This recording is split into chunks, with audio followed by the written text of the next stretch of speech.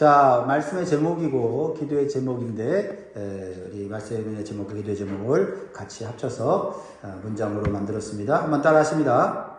올바른 기도를 배우게 하시고 우리의 선행이 용서하는 삶으로 나타나게 하소서. 아멘. 오늘 말씀을 읽고 제가 예수님이 주신 결론이 뭐냐면 우리가 기도하고 선행을 행하는 것 하나님 기뻐하시는 것인데 그 결론이 뭐냐면 용서하는 삶이라는 거예요.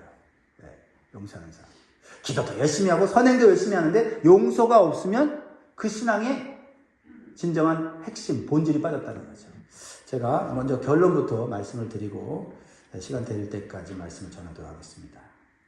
자, 오늘 본 말씀은 예수님이 우리에게 신앙의 아주 본질적인 질문을 하세요. 뭐냐면 너는 지금 누구 앞에서 신앙생활 하느냐? 누구 앞에서 신앙생활 하느냐? 라는 질문이에요. 우리는 교회에 나오고 봉사하고 기도하지만 정작 우리의 마음의 시선은 어디로 향합니까? 하나님입니까? 사람입니까? 솔직하게 말하면 하나님이라고 말은 하지만 사람을 의식하면서 우리가 신앙생활 할 때가 많습니다.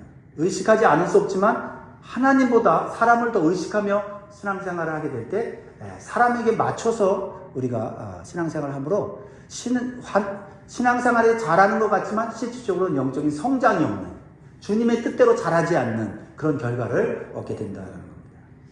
오늘 말씀을 통해서 하나님께서 진정으로 상을 주시고 그분의 은혜가 머무는 신앙의 올바른 태도는 무엇인가 우리 나누면서 우리 자신을 돌아보고 우리 자녀들에게도 이 말씀을 적용하면 좋겠습니다. 첫 번째로 주시는 주님의 말씀입니다. 사람에게 보이려는 신앙을 내려놓아라. 사람에게 보이려는 신앙생활을 내려놓아라. 우리가 신앙생활하면 사람이 보죠. 사람이 보는 걸 어쩔 수 없어요. 그러나 우리 마음 자체가 사람에게 보이려고 하는 신앙 태도를 내려놓아야 한다라는 겁니다. 그래서 예수님은 1절에서 단호하게 말씀하세요. 1절 사람에게 보이려고 주님의 말씀이에요. 주님이 그렇게 평가하세요. 사람에게 보이려고 하는 신앙생활이 있다. 사람에게 보이려고 그들 앞에서 너희 의를 행하지 않도록 주의하라. 그리하지 아니하면 하늘에 계신 너희 아버지께 상을 받지 못하느니라. 우리 주님의 이 따뜻한 마음, 사람에게 보이려고 하는 그 신앙 주의해라. 이렇게 말씀하시는 게 따뜻한 격려 아니에요? 알고 있어요. 우리가 그렇게 간다는 걸 알고 있어요. 근데 주님은 하나님에게 보이려고 하는 신앙 잘못된 거야. 안 돼! 뭐 이렇게 막 공격하는 게 아니라 사람에게 보이려는 신앙 조심해야 돼. 조심해야 돼. 너희에게 유익이 없어. 유익이 없어. 하늘에 상이 없어. 이렇게 말씀하세요. 여기서 의라는 말, righteousness, 디카요 시네라는 이 말은 아주 대단한 의를 행하는 그런 게 아니에요. 선을 행하는 게 아니라 하나님 앞에서 바른 삶을 말하는 거예요. 하나님 앞에서 바르고 진실하게 살려고 하는 그 태도. 근데 우리의 본능은 자꾸 이 의를 하나님 앞에서가 아니라 사람 앞에서 전시하려고 할 때가 많다는 거죠. 그래서 신앙이 어느 순간부터 하나님께 드리는 예배가 아니라 나를 돋보이게 하고 나를 드러내는 공연, 퍼포먼스가 되고 나를 올려드리는 헌신이 아니라 나를 알리는 홍보가 되어질 때가 있다는 거죠. 누가 나를 봐줄까? 사람들이 이 정도면 알아주겠지? 라는 생각이 먼저 든다면 우리의 방향이 잘못되어졌다라는 거예요. 여러분, 신앙은 나를 드러내는 무대가 아니에요. 신앙은 하나님과 깊고 친밀한 관계 그 자체입니다. 거기서 벗어날 때가 있어요. 그러나 주님 조심하라고 말씀하시면서 다시 돌아오라는 거죠. 우리가 그런 걸 가지고 오늘 말씀에서 사람에게 보이려고 하지 말라고 했잖아. 너 지금 사람에게 보이려고 하는 거지. 이렇게도 하지 말라는 거예요. 내가 하나님 중심으로 가려고 노력하고 힘쓰는 게 중요하고, 그렇죠? 그렇게 우리가 하나님 중심으로 갈 때 주님이 기뻐하시는 하늘에 상급이 있다라고 격려하시는 거예요. 격려하시는 거예요. 예수님은 구체적으로 구제에 대해서도 말씀하세요. 구제. 그래서 2절에 보면 아주 재밌는 말을 하시는데 나팔 불지 말라. 나팔 불지 말라. 구제하고 나팔 불지 말라. 요즘식으로 말하면 자기 선행을 광고하지 말라 이런 뜻이에요. 2절을 보면 같이 있습니다. 다시 한번. 그러므로 구제할 때 외식하는 자가 사람에게서 영감을 받으려고 회당과 거리에서 하는 것 같이 너희 앞에 나팔을 불지 말라. 진실로 너희에게 이르노니 그들은 자기 상을 이미 받았느니라. 여러분 우리가 뭐 그럴 때 있죠. 남편이 기념일에 아내를 사랑한다고 해서 그냥 멋진 반지를 이렇게 선물해주면 그 남편과 아내의 관계가 너무 또 좋아지지 않습니까? 그건 사랑의 표시잖아요. 그런데 그거를 굳이 다른 사람한테 보이려고 자꾸 이렇게 아유 머리 아파, 이렇게 머리가 아프지 이러면서 말이죠. 그 부부 사이에 그 사랑이 돈독해졌으면 됐지. 그거를 굳이 머리 아프다 그러면서 반지를 자랑하려고 하는 마음이 생기죠. 그렇게 나쁘다고 생각하지는 않습니다만, 왜냐면 우리 부부가 이렇게 좋아요라고 말하는 건 참 좋지 않습니까? 그런데 신앙에 있어서도 우리가 그런 태도로 나아갈 수 있다라는 것입니다. 3절에도 보면 오른손이 하는 것을 왼손이 모르게 하라는 말씀은 무슨 말씀일까요? 여러분, 오른손이 하는 것을 왼손이 모를까요? 절대 모르게 선행하지 말라 이런 뜻이 아니에요. 마음의 모티베이션, 동기죠. 마음의 동기. 내가 첫째로는 다른 사람한테 드러내려고 하는 선행은 아니지만 또 나 자신이 스스로 의롭다, 잘하고 있다. 그렇죠? 나는 다른 사람들한테 내 선행을 알리진 않아. 그러면서도 어떻게 해요? 선행을 하면서 이 정도면 내가 잘하고 있지 않은 내 의, 이것조차도 우리가 내려놔야 된다. 그게 오른손이 할 때 왼손이 모르게 하는 것이다 라는 겁니다. 이만큼 베풀었으니 이 정도는 대접받아야지 하는 마음이 들어온 순간 주님이 말씀하셨어요. 하늘의 상급은 사라진다. 사람에게 이미 상을 받았기 때문이다 라고 말씀하고 있습니다. 기도에 대해서 오늘 말씀을 많이 하시는데 기도할 때도 마찬가지다라는 것이죠. 6장 5절을 보면 또 너희는 기도할 때에 외식하는 자와 같이 하지 말라. 그들은 사람에게 보이려고 회당과 큰 거리 어귀에 서서 기도하기를 좋아하느니라. 내가 진실로 너희에게 이르노니 그들은 자기 상을 이미 받았느니라. 이 주님의 마음을 알아야 돼요. 주님 지금 책망만 하는 게 아니라 자기 상을 받았다는 얘기는 더 좋은 상이 있는데, 하나님이 주신 상이 있는데, 내가 줄 상은 더 큰데, 이 주님의 안타까운 마음을 알아야 우리가 이 말씀을 우리가 순종하고 실천할 수가 있어요. 그렇죠? 그 당시에 바리새인과 서기관들은 자신들이 얼마나 경건한지, 얼마나 기도를 많이 하는지를 드러내고 싶으니까 어떻게 해요? 시장과 회당에서 사람들이 있는 데서 기도를 많이 하는 척을 한 거죠. 그러다 보니까 주님께서는 기도하는 그 자체가 잘못되진 않았지만 그 기도하는 동기가 잘못됐기 때문에 하나님이 주는 상은 못 받는다. 응답을 못 받으니 그 기도는 그냥 사람들한테 좋아 보이는 것으로 끝. 여러분, 사람들이 알아주지 않아도 기도해서 하나님 응답 받으면 그것이 더 큰 축복인 줄 믿습니다. 그래서 예수님은 6절에서 어떻게 해요? 골방으로 들어가라. 골방으로 들어가라. 다른 사람들이 알아주지 않는, 또 주님과 깊은 영적 교제를 할 수 있는 골방으로 들어가라 라는 것이죠. 기도는 관객을 위한 공연이 아니라 아버지와의 은밀한 만남이며 보고서가 아니라 사랑의 대화라는 것입니다. 물론 주일날 드리는 대표 기도는 이건 또 다른 성격이에요. 성도들을 대신해서 하나님 앞에 대표로 올려드리는 공적인 대표 기도인데, 여기서 말하는 기도는 우리의 개인적인 기도를 의미하는 것이고, 또한 우리가 공동체로 기도할 때라도 우리가 어떤 자세로 기도해야 되는지를 가르쳐주고 있습니다. 7절에 또 한 가지 경고하시는 게 있는데, 7절 다 같이 있습니다. 시작. 또 기도할 때에 이방인과 같이 중언부언하지 말라. 그들은 말을 많이 하여야 들으실 줄 생각하느니라. 그러니까 하나님에 대해서 잘 모르고 하는 기도를 하지 말라. 하나님은 우리가 기도하기 전에 다 알고 계시다. 그런데 하나님이 알고 계시는데 못 들어 기도할 필요가 있는가? 이렇게 말하는 사람들이 있어요. 근데 하나님이 뭐라고 말씀하세요? 그래도 기도해야 하느니라 말씀하셨어요. 왜요? 하나님과 관계를 맺기 원하는 거지 꼭 하나님께 뭘 달라고 해서 얻으려고 하는 게 아니잖아요. 부모와 자식 간의 관계가 꼭 돈 필요할 때만 부모하고 대화를 합니까? 제가 그랬죠. 특히 남자들 말이죠. 이제 자라서 제가 대학생 때 이제 기숙사 들어가서 이제 공부를 했는데 한 달에 한 번 전화를 할까 말까요? 그 전화하면은 아버지가 그래요. 돈 필요하냐? 이렇게. 돈 필요하냐? 우리가 꼭 필요로 해서 하나님께 기도하는 거 아니죠. 하나님과 교제하기 위해서.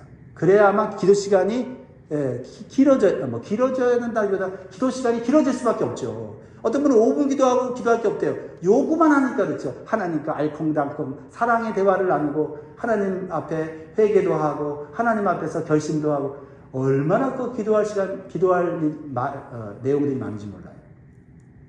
이방인과 같이 종언부언하지 말라는 것은 이방인들이 하는 기도는 기도의 대상이 명확하지 않으니까 우상이잖아요. 말을 못 알아듣잖아요. 그러니까 어떻게 해요? 반복되는 말, 주문, 막 큰 소리로 심지어는 막 자신의 몸을 막 학대하면서 그렇게 기도해서 열광적으로 뭔가 얻어내려고 하는 그런 이방인의 기도를 주님이 조심하라고 말씀하는 거죠. 물론 우리가 급할 때는 정말 몸부림치며 기도해야 돼요.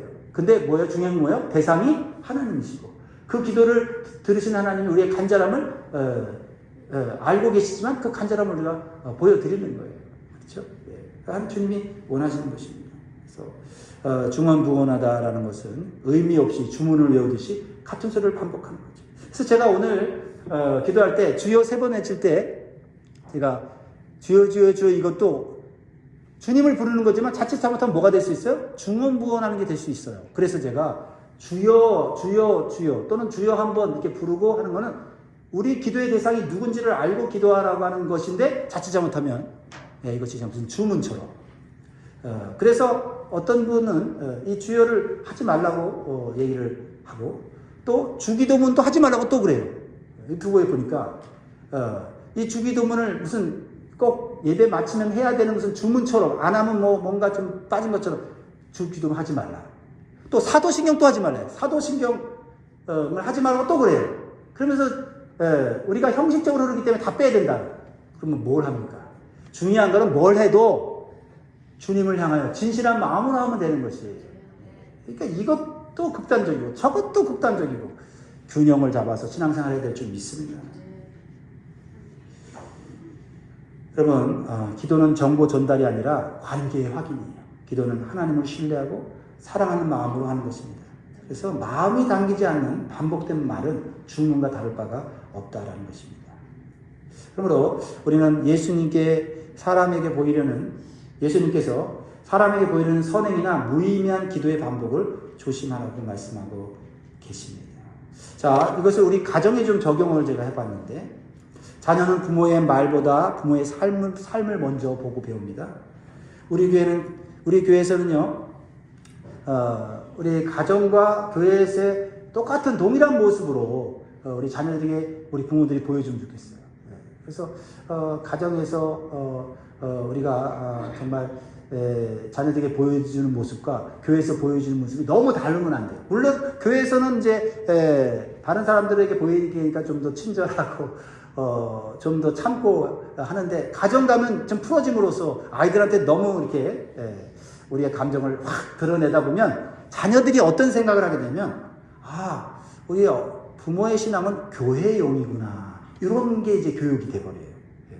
그래서 사람 있을 때만 하는 거구나 이런 생각이 들어요. 그래서 부모가 사람 앞에서만 신앙생활 하는 것이 아니라 하나님 앞에 진실하게 한다는 것을 보여줘야 돼요. 그래서 집안에서도 말씀을 읽고 정직하게 살려고 하는 애쓰는 모습, 또 자녀들에게도 친절하게 대하려고 하는 그런 모습들이 드러나야 자녀들이 바보가 아니에요. 교회에서는 그렇게 해요. 엄마 천사 같은데 왜 집에 오면 왜 그렇게 되지요? 이랬을 때 뭐 똑같아야 된다는 게 아니라 가식적이지 말아야 된다는 것을 말하는 것이죠. 그래서 우리가 하나님 앞에서 신앙생활 한다면 교회에서도 가정에서도 그런 모습을 보여줄 때 자녀들이 하나님을 우리 부모님이 두려워하는구나. 하나님을 정말 존중하는구나. 이거를 느끼게 해줘야만 자녀들이 올바른 신앙을 갖게 되고 하나님을 진심으로 섬기게 되는 줄 믿습니다. 두 번째는 이제 주님이 가르쳐준 주기도문인데 이거를 하려면 너무 시간이 많이 가기 때문에 생략을 하고 마지막으로 주기도문을 마친 다음에 주님이 가르쳐준 기도를 한 다음에 예수님이 이 기도의 결론을 뭐라고 말씀하시냐면 용서라고 하는 것으로 기도에 대한 가르침을 마무리했어요. 이게 주님이 너무 중요하게 생각합니다. 14절 15절 같이 읽고 마무리하겠습니다. 시작. 너희가 사람의 잘못을 용서하면 너희 하나님 아버지께서도 너희 잘못을 용서하시려니와 너희가 사람의 잘못을 용서하지 않으면 너희 아버지께서도 너희 잘못을 용서하지 아니하시리라. 하나님이 협박하는 게 아니에요. 용서라고 하는 것이 우리 안에서 역사해야만 하나님이 우리와 관계를 맺으신다. 여기에는 뭐가 있냐면 이미 우리는 용서받은 자다. 누가 우리를 상처 주고 아프게 했어도 하나님께서 우리를 용서한 것만큼 큰 용서는 없다. 십자가에서 피 흘려 우리의 모든 현재, 과거, 미래의 죄를 다 용서하신 그 주님의 용서만큼 큰 건 없다. 큰 용서를 받는 우리가 삶 속에서 우리가 고통받고 상처받는 일을 인하여 용서하지 못하는 것은 그것은 하나님의 사랑을 실천하지 못하는 것이다 라고 말씀하는 것과 같습니다. 우리는 가정에서 부모가 갈등을 어떻게 해결하는지를 우리가 잘 보여줘야 자녀들이 건강한 감정, 정서를 가질 수가 있어요. 부모가 인간관계 속에서 저런 사람을 상대하지 말아야 돼. 난 절대 용서하지 못해. 이런 말을 자꾸 이렇게 하면 자녀들도 똑같이 사람을 가리는 사람이 되고 마음을 이렇게 닫아버리는 그런 성품을 갖게 돼버립니다. 반대로 엄마가 아빠가 엄마도 속상했지만 이번에 기도하고 용서하기로 했어 라고 말한다면 부모가 완벽하진 않지만은 하나님 앞에서 하나님 말씀대로 살려고 저렇게 노력하는구나 하면서 자녀들의 마음과 정서와 감정이 건강하고 거룩하고 아름다운 성품으로 변화되는 줄 믿습니다. 이게 나만의 문제가 아니다 이 말이죠. 물론 상대방이 용서를 받고 안 받고 용서를 받아들이고 안 받아들이면 그 사람 또 그 사람의 신앙과 그 사람의 또 결정이에요. 그러나 내가 용서하지 못해서 감옥에 갇혀 있어서는 안 된다라는 거죠. 왜? 이미 우리는 죄로부터 해방된 하나님의 크신 은혜를, 십자가의 은혜를 받았기 때문이다라는 것입니다. 사랑하는 성도 여러분, 오늘 다시 한번 이 말씀을 통해서 우리는 질문을 하게 됩니다. 나는 누구 앞에서 살고 있는가? 내 신앙은 과연 성장할 수 있는가? 내 신앙은 열매 맺을 수 있는가? 사람에게 칭찬받고 많은 그런 신앙인가? 아니면 하나님의 상을 받을 수 있는 그런 신앙인가? 우리가 한번 점검해 보면서 오늘 하루 또 새해 여러분들 하나님의 사람으로 살아가길 주의 이름으로 축원드립니다. 기도하겠습니다.